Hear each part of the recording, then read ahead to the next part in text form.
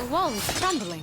I wonder if there's a way to break through it. I think there might be. Immortals Fenyx Rising is one of the rarest things in gaming. It's an example of the Ubisoft formula actually being fun. Oh, brother, this guy stinks! I know, but hear me out. After a decade of releasing all filler, no killer showcases, culminating in the colossal bread sandwich that was Assassin's Creed Valhalla in November 2020, Ubisoft, just 1 month later, dropped the best version of this formula they've ever made. You play as Fenyx, a lowly shieldmaiden living in her brother's shadow. You wake up to find all mortals have turned to stone, and Typhon, the Titan of Chaos, is trying to wipe out the gods. Gameplay-wise, it nails everything that Ubisoft usually fumbles. The combat is simple but very satisfying. Puzzles keep evolving as your powers do, and the traversal feels genuinely incredible. Your Phoenix will grow from a mortal swinging her first sword to a demigod collecting more powers than Zeus has illegitimate children. Trophy-wise, it packs 69 trophies. No! Across the base game and DLCs, covering story, combat, and, of course, collectibles. But here's the twist. You don't need all of them.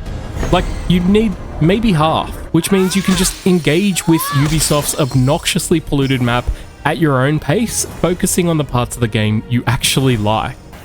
This game may have been buried under Ubisoft's worst habits, but it's proof that open worlds can still be fun. So strap in, grab a bevy, and let's take a look at a rare case of a Ubisoft game done right.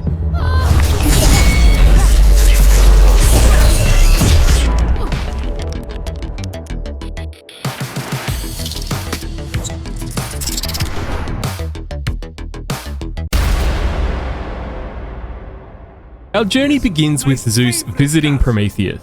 You know, that guy that he condemned to eternal liver pecking for giving fire to mortals. They have a totally normal water under the bridge style catch up and set the scene for the game's narration. So these two are constantly going to be chiming in with fourth wall breaking commentary. Phoenix. What a name, Phoenix. The first task we have is to climb a cliff, and unlike every Ubisoft game before it, there's no yellow paint or conveniently placed handholds, because Phoenix can climb anything as long as her stamina bar holds out. This is one of those examples of traversal being done really well in this game. So we grab a few shiny, godly artifacts, and we dive headfirst into Tartarus to snag some of Papa Zeus's lightning, grabbing our very first trophy after that for slapping on some brand new armor. Here we meet Hermes, the god of thievery, something we aren't aware of just yet. My bracers! Seconds after his daring act, he gives us our bracelets back and says, "Hey, meet me over here." So on the way, we yeet one of these flying jerks projectiles back at them for an inadvertent trophy and solve our first Constellation myth puzzle. We then catch back up with the god of Ritalin before Typhon swoops in for the standard early game villain monologue. The voice acting here is really top notch. You thought you could escape me? We punt Typhon back into his volcano thanks to our convenient urn of wind and grab our first story related trophy. Next up is the Hall of the Gods, which is currently devoid of its signature residence. We here get a quick lore dump about Typhon's quirky punishments for Hephaestus, Aphrodite, Athena, and Ares. Our job is to put these narcissists back on their divine pedestals. Before heading out, we take the hall for a spin, upgrading our health, our stamina, our weapons, and brewing our first potion for the aptly named Toil and Trouble trophy. Then it's time to wander into the open world like a distracted toddler on a trophy rampage. We do 10 stealth attacks for the Join the Creed trophy, pull off a 25-hit aerial combo for It's a Bird, tame an epic mount for Ocean Cookie, and open a night chest for Moonlight Treasure. Don't worry about Phoenix's health bar here, I'm very good at video games. We also pick up a Phoenix for Phoenix named Phosphor, say that fast 5 times, and net the From the Ashes trophy. Now, at this point, you would probably think I'd return to the main story, and you'd be right to think that that's what a sensible person would do. So here is another trophy for smashing 10 shard clusters, which we grabbed before stumbling into a DLC trial that we definitely weren't supposed to go to yet. We grab a DLC trophy here for failing to complete this trial, and another one for hitting the max combo level, which we aren't supposed to do yet. Anyway, to cap off our ignoring the story tour, we square up against Ozomani the Harpy, our first mythical boss, who upon going down graciously drops us a shiny new pair of wings. A very early trophy pop here signifies us meeting our first of these gods we have to save in Aphrodite, who has been transformed into a selfless tree. Honestly, Zeus sums this whole situation up the best. Well, this is weirder than the time Demeter turned that kid into a lizard. Aphrodite? Sweet and charitable? To restore Aphrodite, we're going to have to recreate her birth, which naturally involves rolling a giant pearl into the ocean, because nothing says love and beauty like an escort quest with a ball. We deliver the resultant sea foam to a very relieved tree lady, only to immediately get jumped by the corrupted Wraith of Achilles. Corrupted? Did I say corrupted? The corrupted Wraith of Achilles. She then informs us that he, along with 3 other fallen heroes, will be blocking our progress because of that age-old saying, bad things come in fours. No one says that. No one says that. So we mosey off to Achilles' lair, and after a quick platforming section, we're in our first demigod fight. These are some of the best designed battles in the game, and this one here heavily encourages parrying. So sure enough, Mr. Fragile heals go down and we earn the Wraithless in Battle trophy. Next we meet the god of war himself, Ares, who has found himself in a bit of a foul predicament. We could progress his quest and help him here, but having Ares as a chicken is really funny, so we're going to leave him as is for now. Sorry, big guy. Instead, we infiltrate another Wraith lair to smack around the puny Heracles, gaining enough loot to fully upgrade our sword. We also knock out our 25th Tartarus vault for our very first silver trophy. Soon after, another early trophy signals our introduction to the goddess of wisdom, Athena, who has been transformed into the most horrifying and dastardly form a human can find themselves in. A child? I'm not a child. I'm Athena. Rather than deal with this awful, contemptible creature, we continue with the, oh, something sparkly over there approach to open world games. Here we grab a trophy for killing enemies with arena traps. We knock over our 3rd hero, which gives us enough resources to fully upgrade both our godly powers and our skills. Oh joy.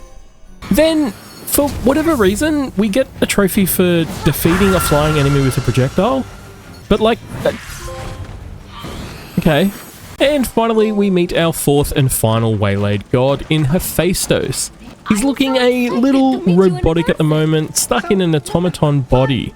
So to help him out, we affix him with some Lego hands, go and light some furnaces, and fix a plumbing issue. You know, typical hero stuff.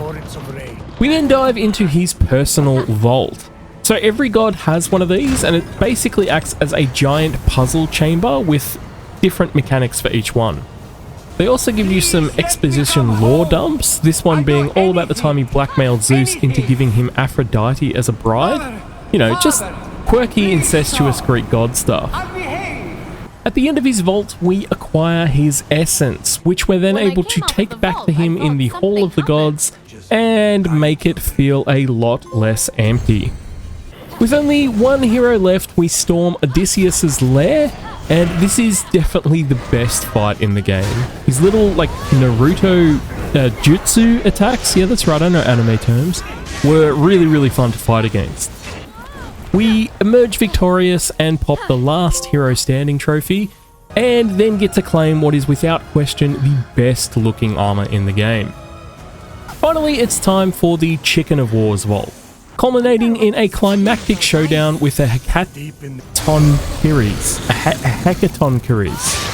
And just as we're about to grab Ares' essence, it's snatched away by someone off screen that manages to be someone we've never seen before, but is also just ahead of us. This is my absolute favourite kind of plot device. A little bit later on, we find out that it's Fenyx's brother Legiron, and he casually returns the essence anyway, which lets us restore our second god to his proper giant form. You've probably got a good idea of how this goes now. So we make our way into Athena's vault, square off against the woman she cursed for being prettier than her, and reclaim her essence to dispel that awful form that she was trapped in. Thank the gods for that, children are truly disgusting. Now for our last god, I hope that you love plot twists and misdirects, because wouldn't you know it? We head into Aphrodite's vault, reclaim her essence, and she returns to her godly form. Bet you didn't see that coming. We do also grab a trophy for completing all 4 siblings' questlines, and are officially ready to head towards the face-off with Typhon. Sort of. We start by taking down another multi-armed beast I'm not even going to attempt to pronounce the name of, earning the trophy for slaying all mythical monsters. This grants us enough resources to fully upgrade all of Fenyx's gear. Next up is a surprisingly solid questline involving Fenyx's Phoenix Phosphor, which nets us the Down in Flames trophy. Then we channel Papa Zeus's lightning into an absolutely monster pump, which unlocks fully charged for maxing out our stamina. This is followed by a heartfelt chat between the 4 most mentally well-adjusted gods you've ever seen. You're such a creep, Hephaestus. Only I can talk to my husband like that, you bloodless harpy. Oh, so you're defending the blacksmith now? Enough! Where we get interrupted by Legiron. Now, he's decided that he's going to save the world, which naturally pisses everyone off, because the game isn't called Legiron Rising. Get back in your lane. Having finally wrapped up Hermes' family questline, we're off to Zeus's peak for some light fratricide. On the way, we fall off one of the tallest peaks in the game, which Fenyx handles incredibly gracefully, and discover our very last mount, which you can see very clearly here in this perfect camera angle I captured. Having caught all the Pokemon, we actually check off the final task on Hermes' heroic task board. The task board that I never mentioned before, but you know, we did all the 36 tasks. So yeah. Finally ascending to the peak of Zeus's peak, we learn that Brother Dearest has been working for Typhon, which sets up a dramatic sibling showdown. This is a pretty cool fight. It's got phase transitions, massive AoE attacks, and phase transitions. We win the fight, but in the post-match interview, Legiron hits Fenyx with the classic "What's that behind you?" and pieces out through a portal, setting the stakes for the real final showdown. At last, nothing stands between us and Typhon himself.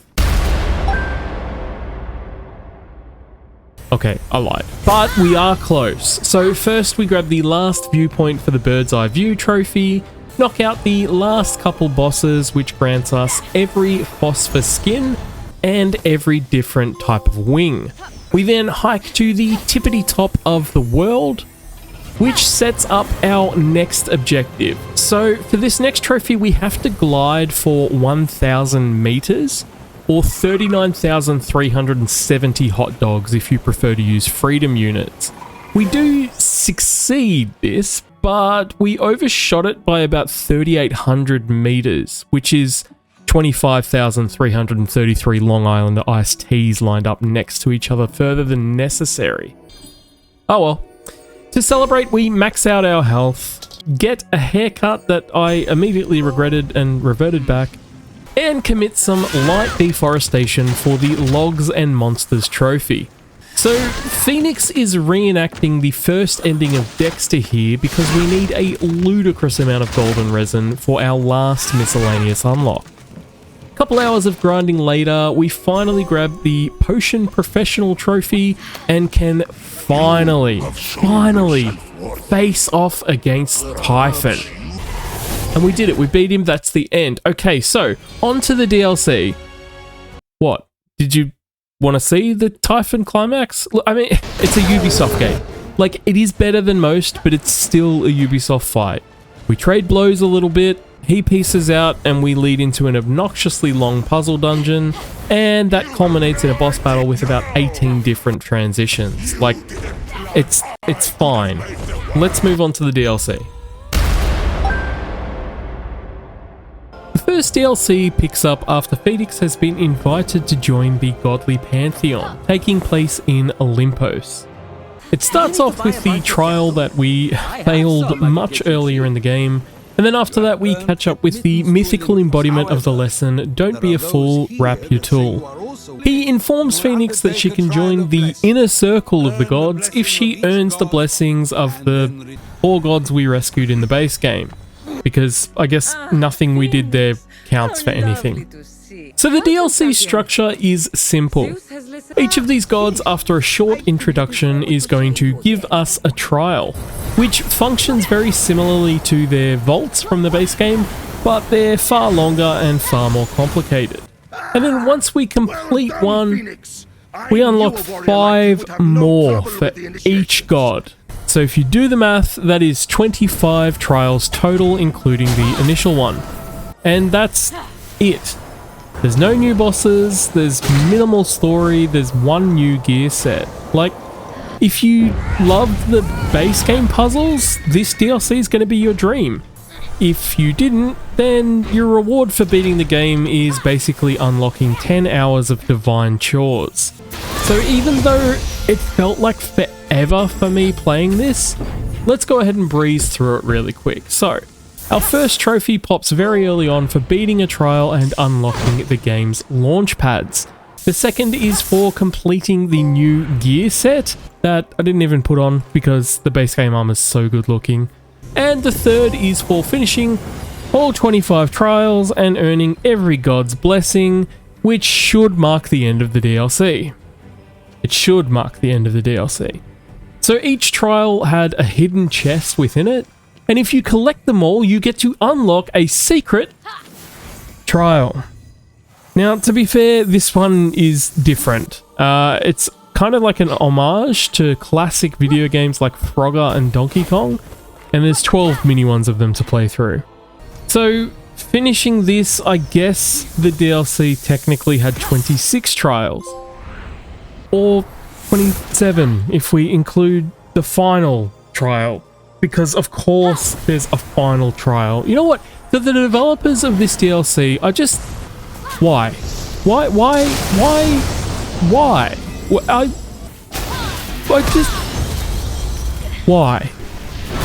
Anyway, after escaping Ubisoft Purgatory, we grab the last trophy here, and then the gods wrap this up with a cutscene where they discuss something.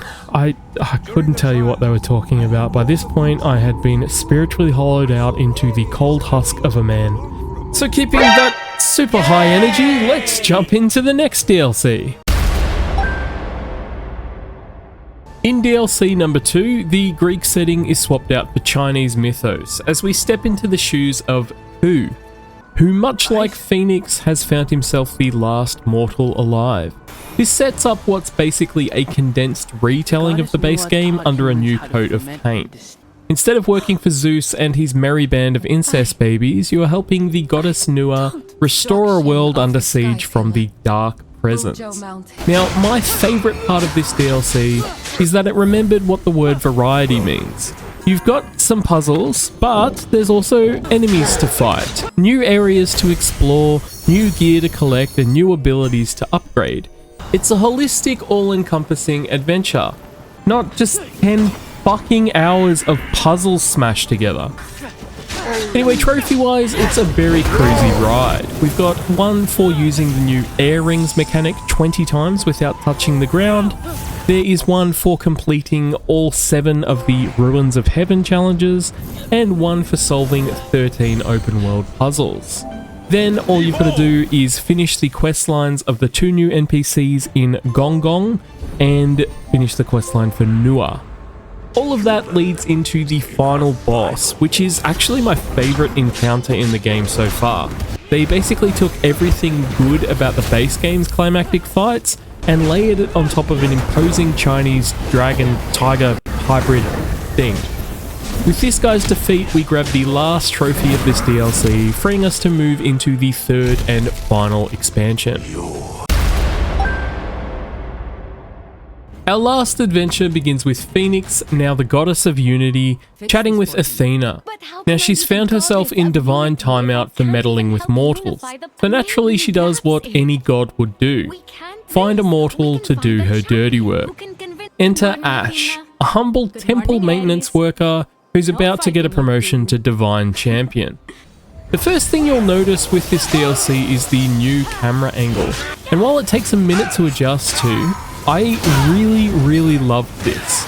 The game shifts into a fast-paced Diablo-style combat system, and on top of that, Ash gets a slew of new ability customization options, such as poison damage, crit chance, better drop rates. In fact, 2 of the miscellaneous trophies require tweaking the abilities so that they cost HP to use for one, and customizing another one so it has a chance to regain HP. They did a really great job making combat feel fresh and engaging. Speaking of Ash, she is easily the best protagonist in the series. Watching her adjust to her new role of world savior while balancing sarcasm and determination was almost enough to make a jaded millennial like me feel something. Or almost. Ash's task is to team up with Phoenix and Althena to find the 5 lost gods: Demeter, Boreas, Hestia, Hades, and Poseidon. Then convince them all to return to Olympus. Naturally, this means helping with odd jobs like clearing out a demonic mole infestation for Demeter, or fetching underwear for Poseidon. The other trophies here are very straightforward. There's one for upgrading Ash's gear, and there's another for unlocking all of her heroic abilities. Once done, all that remains is a final showdown with Granddaddy Kronos, while Poseidon and Hades flap their arms around menacingly in the background. Ash naturally treats this situation with the exact right amount of deference. We doing this. We smack around naked Grandpa and then yeet him off a cliff, stealing his essence to use it for the ultimate sacrifice, bringing the best DLC in the game to a close, leaving one final task for us. Back in the base game, decked out in some shiny new DLC armor, we close out this platinum journey by taking a not at all creepy photo of Phoenix in the Hall of the Gods. As always, thank you so much for watching to the end, and a special shout out to the channel members for keeping this channel alive. If you enjoyed the video, please consider chucking it a like and letting me know what games you'd like to see next. For now though, I hope you all have a divine week, and I'll see you for the next one. Ciao. Fuck, I almost got fucking tricked into playing Minecraft this afternoon. I was just messing with the server. And then I just like, after about 10 minutes, I'm like, oh my god, I'm playing Minecraft, I need to stop.